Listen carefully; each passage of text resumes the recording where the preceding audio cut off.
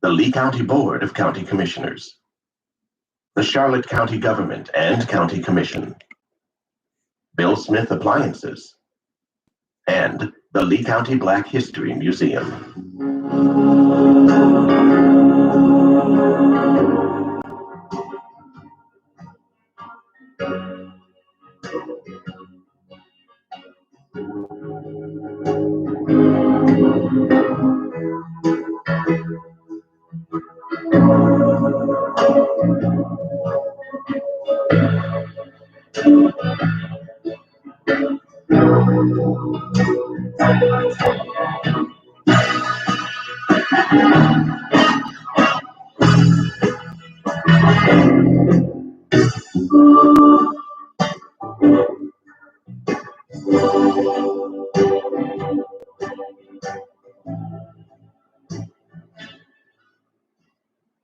Welcome to Southwest Florida History, Untold Stories. This time we'll be exploring the African American community. We're going back in time when segregation was the law of the land. We'll hear untold stories about pride, endurance, and victory. Join us as we learn about the development of the African American community in Southwest Florida, meet some of its remarkable people, and hear about their dreams, struggles, and contributions. Our story of the African American community begins with recollections of the days of slavery and how those painful memories impacted future generations.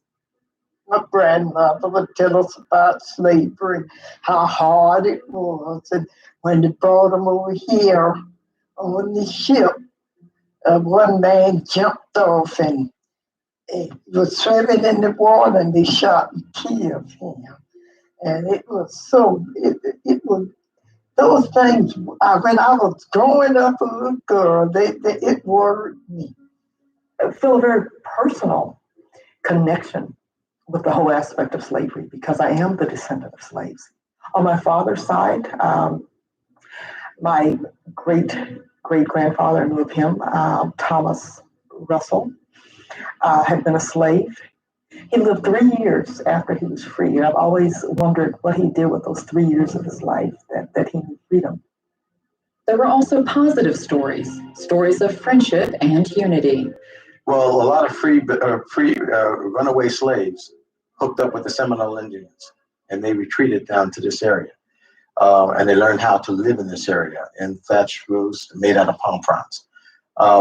They did some initial farming, did some initial ranching, had a lot of black cowboys. In many cases, Indians were enabled African Americans to escape slavery, and they intermarried with African Americans. As I said, on both sides. On my mother's side are Creek Indians, on my father's side are Cherokee. And I know that in Florida, in the history of Florida, that Creeks and blacks marrying helped to produce the Seminole tribes. Family stories about slavery reflected individual experiences, but as time passed, many families moved on and looked forward.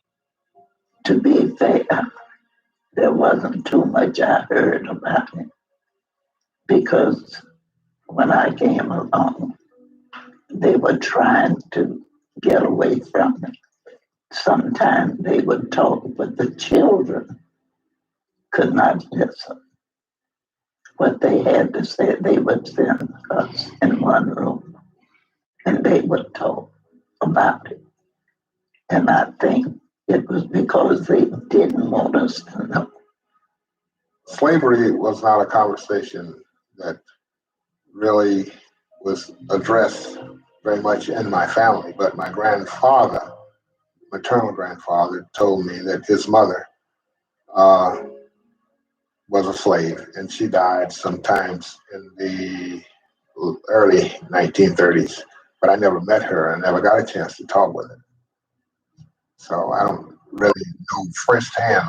I've never met anybody firsthand that was a slave. One of the reasons I think that slavery really wasn't a discussion for households of African Americans, especially during the early part of the century, because so many bad experiences were connected with slavery. especially for people in the South, in the deep South. And it was just a topic that was better left not discussed. After the Civil War was over and slaves were freed, African Americans in Southwest Florida established communities. Of the 15 men who came to Ponta Gorda initially, 7 of them were African American. They, of course, helped to do everything from digging up palm scrubs to just laying out the town and helping to develop that town. The history of the African American community in Fort Myers, Lee County, began with the settlement of Nelson Tillis and his family around 1869. And later, other African Americans came to the area. As work became available to them, they settled on Sanibel Island, Grand Island, out east near Alva, and other areas in Lee County, down south near Fort Myers Beach. The African Americans who came to work remained to live here. There are African Americans who cleared the way for the Tamiami Trail. There were African Americans who worked on the docks on Boca Grande and Sanibel Island. There were African American farmers on Sanibel. They picked the fruit in Alva. As African American communities grew, churches were built. These buildings became more than just places of worship. When we talk about the whole African American religion or church movement, it's very important to remember that the slaves brought religion with them. The Christian church that developed here in America is really a syncretism of African religion, some Islamic religion, and then, of course, the Christianity that was here. Now, the Christianity took hold with the African slaves because of many of the stories that they heard, especially the story of the Israelites and their struggle for freedom to find the promised land. This story was very, very important to African Americans. A number of the schools for African Americans were started in the churches. Before the Williams Academy, there were schools operated in the churches. And after Williams Academy, there were classes, kindergarten, first and second grade, held in the churches. So yes, church played a very, very important role, not only in moral growth and stability, but in educational growth as well. The first service held in Punta Gorda was an integrated service. They saw no harm in worshiping with Black people. Local communities also benefited from the input of some influential leaders who made lasting contributions. Dr. Ella Piper was a foot specialist and a beautician. And her clients were all white. She had no black clients. And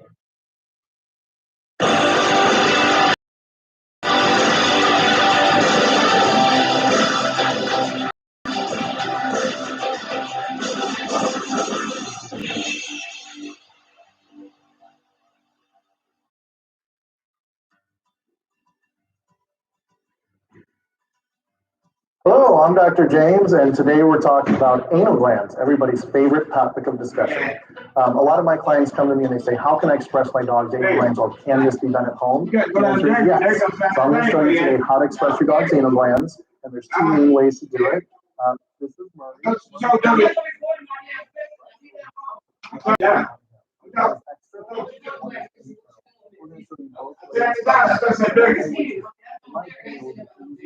More recommended. Anal glands are 2 structures that are about the size of a grape. They're located just inside the anal opening, so you can't see them from outside, but they are just all right. And from this picture, you can see one anal gland looks like when it's moving forward, which means that it's enlarged.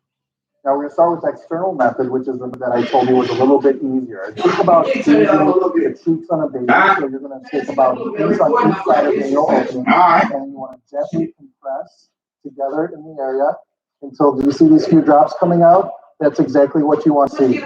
And so that's exactly how to do it from the external method. the wife of Thomas Edison, and it is said that the wife of Henry Ford went to her beauty salon. She worked on the hair, the hands, and the feet. She was a philanthropist. She gave to the community. Dr. Piper provided a lot of services for her community. She would provide food for people who she knew needed some food. She helped the children. She was always interested in education. So she even sponsored the education for some of the children in the community. She told us she was a very good Christian. And she would tell us first. She would young people get an education. Which one up? Nobody can take away from it. She said that when you get out, use it to help somebody less fortunate than you are. She was not a Fort Myers native. Ella Piper came here in 1915 with her mother, Sarah Williams. Sarah started the Children's Christmas Tree, which still happens today. And Sarah died in 1929. And Dr. Ella Piper carried on her tradition until she died in 1954. I remember when we were kids, well, we would come here. The only time we would get anything for Christmas to play with is at Dr. Ella Piper Center. And then when I had kids, my kids got Christmas gifts from her because my husband wasn't making but $9 or something a week. So that's how we got our gifts. Another woman was instrumental in establishing a lasting holiday tradition. Historically, the Dunbar East Parade was founded, first of all, around 1945 by Evelyn Sams Kennedy, an elementary school teacher, an art enthusiast because she did ceramics beautifully. This was something very special for the boys and girls and their families on Easter Sunday here in Dunbar. Martin Luther King Boulevard was lined from Old Palm Avenue to Ford Street with people watching the parade. Midwives played an important role in every community in the early days of the last century. Dear Lord, Father in heaven, let this mother have a safe delivery. Let her deliver this baby safe and sound without all hurt, harm, and trouble. Yes, Jesus, I wasn't 5 years old when I thought about it, because that's when my brother, I'm 5 years older than my brother. And that's when I thought about being midwife when he was born. Sometimes I didn't get a dime, but I took care of that little baby that I didn't get no pay for just as good as I did if you'd have paid me the full time. My mother, in her midwife work, she's been called 1 o'clock in the morning, 2 o'clock in the morning, any time of night or day. She was called, and when she was called, she got up and went. And her patients were very lucky because Mother Perry had one simple secret to her success. I was always a praying person. And just like if you came to me, I'd have them to come to me a week ahead. Yes, ma'am. I would start praying. Every night I get on my knees, pray my prayers. I'd ask the Lord to let her have a safe delivery. And she, I never had bad trouble. Out of the 514 babies she delivered, she never lost a child. They were all fine, healthy babies. The babies grew up. The country found itself at war. And young African-American men from Southwest Florida became soldiers. During World War I, segregation was a big issue in the United States, and all the black soldiers were kept separate from whites. And even though there were the fellows that I had talked to who served during those times, even though the blacks were qualified to lead, they always had white officers in charge. They would make sergeants about as high a rank as officers were all white. I think the Second World War was the best thing that happened to the black man because it enabled him to get education, enabled him to see other parts of the world, other parts of the people. for the very well what the world was about. Because the GI Bill of Rights came out of that war. A lot of people related to education, the GI Bill for homes came out of that. A lot of people think we did homes.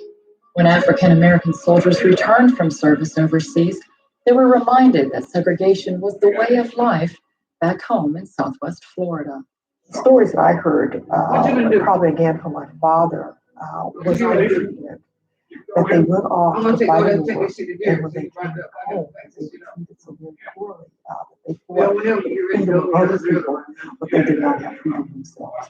I couldn't understand that the boys could go off and go overseas and fight for the country, fight and die. But when they come back home, they was living the same way they were living, even worse off than before they left. That always stayed on my mind. How can a man die for a man and then he can't live with it? Because there's no better friend than one that will lay down his life for his friend. I don't care what color he is. Come on, that's right. Yes, sir. Tell the truth, brother. Amen. To God be the glory, God. Damn, we got another God. We got another nigga. What's another all black lives matter? Son of a bitch. And one wicked little queer ass son of who been like Lord take real Jesus. I got so much Jesus. We know what I got to be sorry for that. Damn. That's the song. Drinking water, and all the water looked the same. Oh, James Bentley, goddamn. Yes, sir. There was a color water. And later on, there was a black water. Yep. And we all go. But Miss Jane Pittman, she said, oh, hell to the no, she gonna drink from the goddamn white water. Oh, yes, sir. Thank God for my ancestors. Yeah, fuck hell, because he got that shit to me straight out of race. Motherfucker, semi-play, motherfucker, give me jump on it. My ancestors don't feel no goddamn stamps. Motherfucker, suck my dick, bitch. Racist motherfucker. If the owner said no, then we would get back in our car and keep driving. I remember telling my husband, you can go to the side window of the door to get food, but I won't. And don't bring me any. You can bring it for the kids, but don't bring me any because I don't think it's right. Hell no, it ain't right for no white man to call a black girl a nigger. As I say, it maybe that was maybe my hardest thing in life is accepting why that things were so different because you were black. That was my really hardest point. And that started, in me, I think that was instilled in me when I grew up that I was equal. Because that's what my mom and dad taught us. And I just never forgot that. I always thought that if they said I was. I wanted to sit on Santa Claus's lap. And my mother, it hurt my mother more than it hurt me. I cried because Santa Claus would not let me sit on his lap. But my mother she was broken by that. She really was. The rule was that if you were a black child, Santa Claus would not let you sit on his lap. And you know how they would have the lines. We went to the line, and I would hop right up there, and he wouldn't let me sit. And if she ever got over that, it was because it was for her, but what it did to her child. And that's what segregation did. Black parents had to carry pain and anger in their hearts and in their minds because of what it did to their children. Some parents had to make painful decisions in search for their children's education. We talk about my mother's generation and the generations before her. Because there was no high school or no school past sixth grade for African Americans, they would have to live with relatives out in other counties where there was a black high school. They had to go away and live away from home. They boarded away from home to go to high school. I went to elementary school in upper grades, and I went to 8th grade. That was as far as it went. And they didn't have another high school in Collier County, no high school in Collier County for me to go to. So my mother sent my brother and I to Orlando. Not Orlando, but it's a little place out from Orlando, Eatonville, the only all-colored town that I knew of at the time. Segregation was responsible for many painful experiences, but some saw benefits to their way.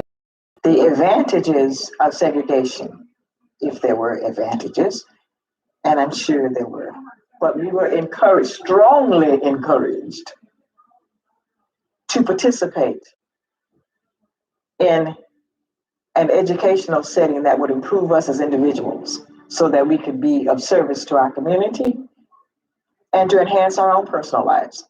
I have mixed feelings about desegregation. Growing up in my little town in Southwest Florida, that I never ever knew low expectations. In my segregated Black academy, I never knew low expectations. I always knew the highest was expected of me. And if I have gone anywhere in my life, academically, professionally, it has been because of those high expectations. I didn't know anything else. Despite segregation, there were times when boundary lines were crossed. We played little league ball with the white fellas, and we didn't have any problem with them, Every Saturday morning,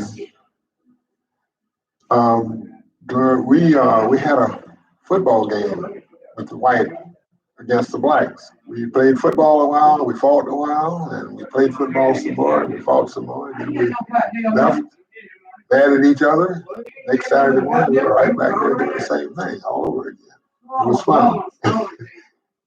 There were other occasions when Jim Crow laws fell on deaf ears. Music helped bring people together, and Southwest Florida attracted legendary performers from all over the country. Mr. McCullough built McCullough's Hall. And during that time, we had some of the notable big bands to come down.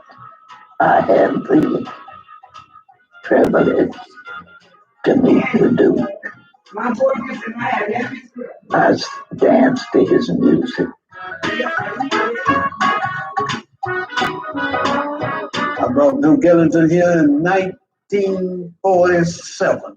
That area between the upper 30s and the 40s, 50s, and 60s, the jazz area. I had a lot of bands. I had Louis Armstrong, Bill Doggett, Buddy Johnson, his sister Ella Johnson. It was a great, grand thing to be able to bring these people here and rub shoulders with them, shake hands. Somebody you've been reading of, but you've never seen. When you see them, that was it.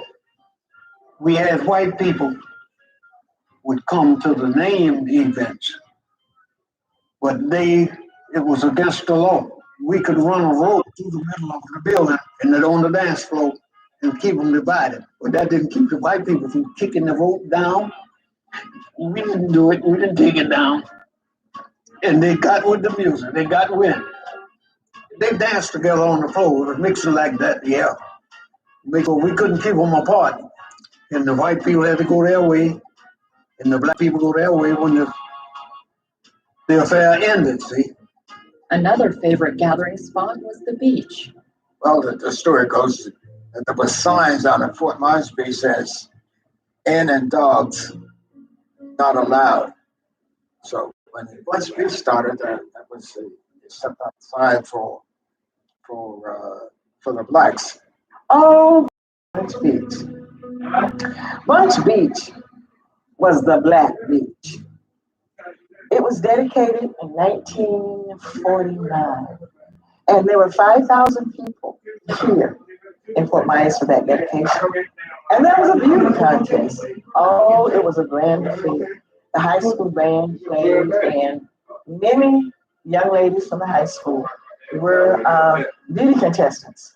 But despite the good times and shared experiences, the painful truth remained. The world in which they lived was segregated and offered limited opportunities. Why? I had to be suffering like this. Why? I'm a human being, and I have a brain, and I should be able to be accepted as a man, a human being, not just a black and white situation. These cards were dealt to you, so you tried to live with them. No matter what the situation. You didn't like it, but that's the way it was. So, in order to survive, in order to live, you did what the people expected you to do. If you didn't want to get into what they say was trouble. The Supreme Court passed the law that schools would be desegregated in 1954. It said they should be desegregated at all deliberate speed. And I think the schools were desegregated here around 1963 or 64. And that doesn't seem like all deliberate speed to me.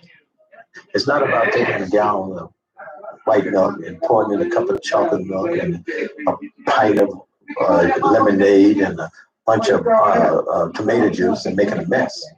It's about taking some white linen and some black wool and some red silk and some yellow burlap and making a quilt. Now, from a distance, it looks beige. But when you get up on it, you can see that fine black wool. You can see that fine white linen. You can see all the things that make it work.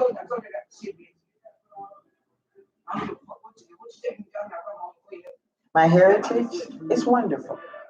It is rich. And I'm passing it along to my grandchildren. My Black heritage meant a lot to me, knowing where I come from and where I am today. Motivated me through my family. I grew up in a family that believed in education.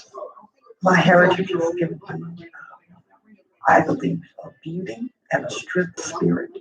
I have nothing against it because I was born black and I could not change it. And it had an effect on me in race relations with the other man.